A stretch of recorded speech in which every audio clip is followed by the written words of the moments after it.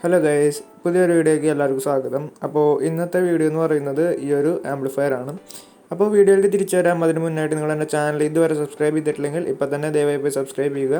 Subscribe ചെയ്താൽ മാത്രം പോരാ, അതിന് തൊട്ടടുത്തായിട്ടുള്ള ബെല്ലൈക്കനോട് അമർത്തുക. എന്നാൽ മാത്രമേ ഞാനിടുന്ന വീഡിയോസ് നിങ്ങൾക്ക് ഓൺ ടൈം കിട്ടുകയുള്ളൂ. അപ്പോൾ ഈ ഒരു ആംപ്ലിഫയർ നമ്മൾ JBL 1500 എന്നുള്ളൊരു സബ്വൂഫറിന് വേണ്ടിയിട്ടാണ് നമ്മൾ നിർമ്മിച്ചിരിക്കുന്നത്. അപ്പോൾ JBL മാത്രമല്ല, അർഗോക്സ്, ഡൈനിറ്റി, അവാർഡ് എന്നുള്ള സബ്വൂഫേഴ്സൊക്കെ ഇതിൽ മാച്ചാണ്.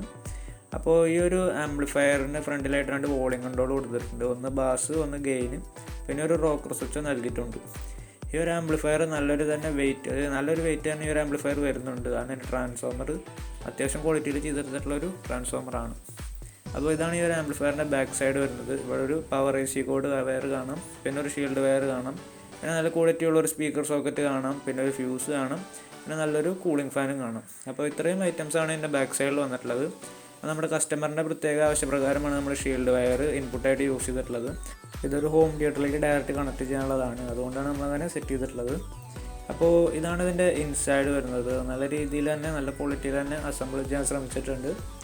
അപ്പോൾ നല്ലൊരു ക്വാളിറ്റിയിൽ നമ്മൾ അസംബിൾ ചെയ്തിട്ടുണ്ട്. വയറൊക്കെ നല്ലപോലെ ടൈ ചെയ്തിട്ടാണ് സെറ്റ് ചെയ്തിട്ടുള്ളത്. അപ്പോൾ നമുക്കിനി ഇതിൻ്റെ ഫിൽട്ടർ സെക്ഷൻ നോക്കാം. ഇവിടെ നമ്മൾ 4700 UF-ൻ്റെ 2 കെൽട്രോൺ കപ്പാസിറ്ററും 10 ആംപിയറിൻ്റെ ഒരു മെറ്റൽ ഡയോഡാണ് യൂസ് ചെയ്തിട്ടുള്ളത്. അപ്പോൾ കെൽട്രോൺ കപ്പാസിറ്റർ കാരണം 2 എണ്ണം യൂസ് ചെയ്താൽ മതി, നല്ലൊരു ഔട്ട്പുട്ട് തന്നെ അതിൽ നിന്നും കിട്ടും. പിന്നെ ഇതാണ് നമ്മുടെ സബ്വൂഫറിൻ്റെ ഫിൽട്ടർ ബോർഡ് വരുന്നത്. ഇതൊരു ഡുവൽ AC ഫിൽട്ടർ ബോർഡാണ്. പിന്നെ AC to DC റെക്ടിഫിക്കേഷൻ അടക്കം വരുന്ന ഒരു ഫിൽട്ടർ ബോർഡും കൂടിയാണ്. ബാക്കി എല്ലാ കമ്പോണൻസും നമ്മൾ ഹൈ ക്വാളിറ്റിയാണ് യൂസ് ചെയ്തിട്ടുള്ളത്. ഫാൻ ആയാലും അതുപോലെ തന്നെ ആംപ്ലിഫയർ ബോർഡ് ആയാലും. ഈ ഒരു ആംപ്ലിഫയർ ബോർഡ് എന്ന് പറയുന്നത് മോസ്ഫെറ്റ് ആംപ്ലിഫയർ ആണ്. അപ്പോൾ നല്ല രീതിയിൽ ചൂടാവും, അതുകൊണ്ട് തന്നെ നമ്മൾ ഫാനിൻ്റെ ചുവട്ടിൽ തന്നെയാണ് അതും സെറ്റ് ചെയ്തിട്ടുള്ളത്. അപ്പോൾ ഈ ഒരു ആംപ്ലിഫയർ എന്ന് പറയുന്നത് IRFP 240 9040 കോമ്പിനേഷനിൽ വരുന്നൊരു മോസ്ഫെറ്റ് ആംപ്ലിഫയർ ബോർഡാണ്. നല്ലൊരു ഔട്ട്പുട്ട് വരുന്ന ഒരു ആംപ്ലിഫയർ ബോർഡാണ്. അപ്പോൾ യൂണിവേഴ്സൽ ഓഡിയോസ് എന്ന് പറഞ്ഞ കമ്പനി പുറത്തിറക്കുന്ന ഒരു ആംപ്ലിഫയർ ബോർഡും കൂടിയാണ്. പിന്നെ ഇതിൻ്റെ ട്രാൻസ്ഫോമർ വരുന്നത് 27/27 ഒരു 10 ആംപിയറും 12/12 ഒരു 2 ആംപിയറാണ് ഔട്ട്പുട്ട് വരുന്നത്. അപ്പോൾ നമ്മൾ ഫാനിന് വേണ്ടിയിട്ട് AC to DC ബ്രിഡ്ജ് ചെയ്തിട്ട്, അതായത് 25 വോൾട്ട് ആയ UF-ൻ്റെ കപ്പാസിറ്റർ യൂസ് ചെയ്തിട്ടാണ് നമ്മൾ ബ്രിഡ്ജ് ചെയ്തിട്ടാണ് ഫാനിന് കൊടുത്തിട്ടുള്ളത്. പിന്നെ അതേ AC സപ്ലൈ തന്നെയാണ് നമ്മൾ ഫിൽറ്ററിന് കൊടുത്തിട്ടുള്ളത്. ഫിൽറ്ററിൽ തന്നെ റെക്ടിഫിക്കേഷൻ സ്റ്റേജ് ഉള്ളതുകൊണ്ട് ഹമ്മിങ് നോയ്സ് ഒന്നും നമുക്ക് ഫാനിൽ കേൾക്കുന്നതല്ല.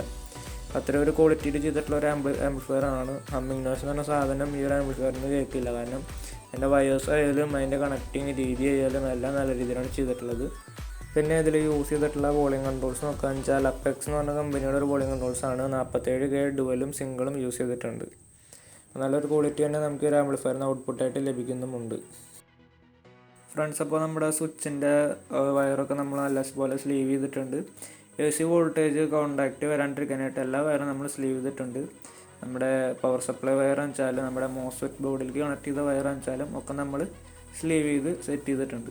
അപ്പോൾ നമ്മുടെ ട്രാൻസ്ഫോമർ നോക്കാൻ വെച്ചാൽ 27/27 10 ആംപിയർ ഒരു ടാപ്പിംഗ് വരുന്നുണ്ട്. അതാണ് നമ്മൾ മെയിനായിട്ട് കെൽട്രോൺ കപ്പാസിറ്റർ വഴി ടാപ്പിംഗ് ചെയ്തിട്ടുള്ളത്. പിന്നെ അതുപോലെ തന്നെ 12/12 2 ആംപിയർ ഒരു ടാപ്പിംഗ് വരുന്നുണ്ട്.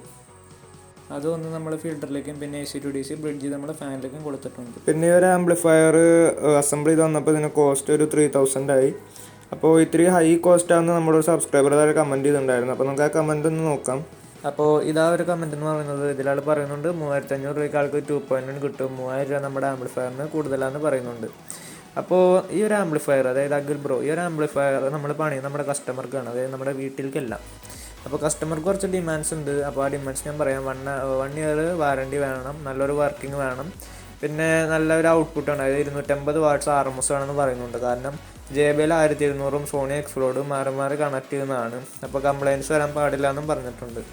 അപ്പോൾ ഇത്രയൊക്കെ കണ്ടീഷൻസ് വയ്ക്കുമ്പോൾ നമുക്ക് നല്ലൊരു ക്വാളിറ്റിയിൽ അസംബിൾ ചെയ്ത് കൊടുക്കേണ്ടി വരും. അല്ലെങ്കിൽ നമുക്ക് 1 ഇയർ വാറണ്ടി ഒന്നും പറയാൻ പറ്റില്ല. ചിലപ്പോൾ ആ 1 ഇയറിൽ തന്നെ അതിൻ്റെ ബോർഡും ട്രാൻസ്ഫോമറൊക്കെ കത്തിച്ച് കളഞ്ഞിട്ട് ചിലപ്പോൾ കൊണ്ടുവരും. അപ്പോൾ നല്ലൊരു ക്വാളിറ്റിയിൽ തന്നെ പണിയുമ്പോൾ നമുക്ക് ധൈര്യമായിട്ട് അസംബിൾ ചെയ്ത് കൊടുക്കാം. പിന്നെ നമ്മുടെ കസ്റ്റമറും ഹാപ്പിയാണ് ഈ ഒരു ആംപ്ലിഫയർ കണ്ടിട്ട്. അപ്പോൾ അത്രയൊക്കെയാണ് എനിക്ക് പറയാനുള്ളത്. പിന്നെ വലിയ കോസ്റ്റ് ഒന്നും കൂടിയിട്ടില്ല, 500 രൂപയാണ് കൂടിയിട്ടുള്ളത്. സാധാ ഒരു ആംപ്ലിഫയറിന് 2500 രൂപ വരും, ഈ ഒരു ആംപ്ലിഫയറിന് 3000 രൂപ, അത്രയേ വന്നിട്ടുള്ളൂ. വേറെ ഒരു കമൻറ്റും കൂടി ഉണ്ട്, അപ്പോൾ അത് നോക്കാം. എൻ്റെ 2.1 ആണ്, ബട്ട് 5.1 ക്യാബിനിലാണ് പണിഞ്ഞിരിക്കുന്നത്. 10 ഇഞ്ചിൻ്റെ അർഗോക്സ് ദെൻ ബാസ് ട്യൂബ് എല്ലാം കൂടി 4500 രൂപ. ഇനി വേണമെങ്കിൽ ആ ക്യാബിനിൽ 5.1 പണിയാം. അപ്പോൾ ബ്രോ, അത് ടെക്നിക്കലി പോസിബിൾ എനിക്ക് തോന്നുന്നില്ല, കാരണം കമൻറ്റിൽ എന്തോ തെറ്റുണ്ട്. കാരണം 4500 രൂപയ്ക്ക് 10 ഇഞ്ചിൻ്റെ ബാസ് ട്യൂബും ആമ്പും എല്ലാം കൂടി കിട്ടുമെന്ന് എനിക്ക് തോന്നുന്നില്ല. ചിലപ്പോൾ കമൻറ്റ് ചെയ്തതിൻ്റെ മിസ്റ്റേക്ക് ആയിരിക്കും. അപ്പോൾ ബ്രോ ഈ വീഡിയോ കാണുന്നുണ്ട്, ഈ വീഡിയോ താഴെ ക്ലീൻ ആയിട്ടൊന്ന് കമൻറ്റ് ചെയ്ത് കഴിഞ്ഞാൽ നമുക്ക് ആ കമൻറ്റിന് റിപ്ലൈ തരാവുന്നതാണ്. പിന്നെ ഈ ഒരു ആംപ്ലിഫയർ 5.1 ആയിട്ട് കൺവേർട്ട് ചെയ്യാൻ എളുപ്പമാണ്. അതായത് ഒരു 5.1 ചെറിയൊരു ക്യാബിൻ വേണം. പിന്നെ അതുപോലെ തന്നെ TDI 2030 ഒരു 5 ചാനൽ ബോർഡ്, 3 ആമ്പിയറിൻ്റെ transformer, AC to DC bridge ചെയ്യാനായിട്ട് കുറച്ച് കപ്പാസിറ്റേഴ്സും മെറ്റൽ ഡയോഡ്. അതായത് അതിനധികം കോസ്റ്റ് വരുന്നില്ല, കാരണം 12/12 ആയിരിക്കും സപ്ലൈ. അപ്പോൾ 25 വോൾട്ട് 4700 UF-ൻ്റെ 2 keltron കപ്പാസിറ്റർ തന്നെ ധാരാളമാണ്. പിന്നെ നമുക്ക് റിമോട്ട് ടിക്കറ്റിൽ വേണം റിമോട്ട് ടിക്കറ്റ് ചെയ്യാം. അപ്പോൾ റിമോട്ട് ടിക്കറ്റിൽ ഒരു 5.1 ഇത് ചെയ്യാന്ന് വെച്ചാൽ ഒരു 6500 രൂപ കോസ്റ്റ് വരും. അത് ടോട്ടൽ ഇതിൻ്റെ 3000 കൂട്ടിയിട്ട് ഒരു 6500 രൂപ കോസ്റ്റ് വരും. സാധാ ഒരു 5.1 ചെയ്യുന്നതെന്ന് വെച്ചാൽ നമുക്ക് 4800 രൂപ കോസ്റ്റ് വരും. അപ്പോൾ അത്രയൊക്കെയുള്ളൂ ഇതിൻ്റെ കോസ്റ്റ് വരുന്നത്. അപ്പോൾ നമ്മുടെ ഈ ഒരു ആംപ്ലിഫയർ എന്ന് പറയുന്നത് അത്യാവശ്യം ക്വാളിറ്റിയിലൊക്കെ ചെയ്തെടുത്തിട്ടുള്ള ഒരു ആംപ്ലിഫയർ ആണ്. അപ്പോൾ 250 വാട്ട്സ് എന്ന് പറഞ്ഞാൽ കൃത്യം 250 കിട്ടും. കാരണം മോസ്ഫെറ്റ് ബോർഡ് എന്ന് പറഞ്ഞു കഴിഞ്ഞാൽ അത്രയും ഒരു പൊളി വർക്ക് ചെയ്യുന്ന ബോർഡാണ്. പിന്നെ ഇതിൽ യൂസ് ചെയ്തിട്ടുള്ള ട്രാൻസ്ഫോമർ ആയാലും ബ്രിഡ്ജിങ് സെക്ഷൻ, അതായത് കപ്പാസിറ്ററും ഡയോഡ് ആയാലും എല്ലാം നല്ല ക്വാളിറ്റിയുള്ള കമ്പോണൻസ് ആണ് യൂസ് ചെയ്തിട്ടുള്ളത്. അതുകൊണ്ട് നല്ലൊരു മികച്ച ഔട്ട്പുട്ടാണ് നമുക്ക് ഒരു ആംപ്ലിഫയറിൻ്റെ ഔട്ടായിട്ട് കിട്ടുന്നതായിരിക്കും. അപ്പോൾ ഇതിൻ്റെ ഒരു വർക്കിംഗ് വീഡിയോ ഞാൻ എടുത്തിട്ടുണ്ട്. അപ്പോൾ ഒരു 10-12 ഇഞ്ചിൻ്റെ ഡൈനിറ്റി സബ്ബാണ് യൂസ് ചെയ്യുന്നത്. അപ്പോൾ ആ വീഡിയോ ഒന്ന് കണ്ടിട്ട് നമുക്ക് തിരിച്ചു വരാം.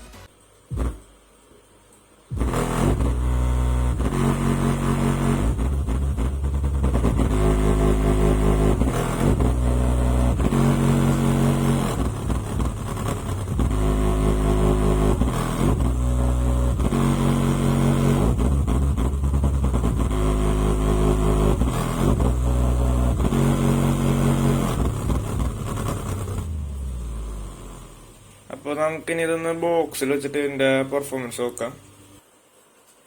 അപ്പോൾ ഇപ്പം നമ്മൾ ബോക്സിൽ സെറ്റ് ചെയ്തിട്ടുണ്ട്. ഇനി നമുക്ക് ഇതൊന്ന് പ്ലേ ചെയ്ത് നോക്കാം.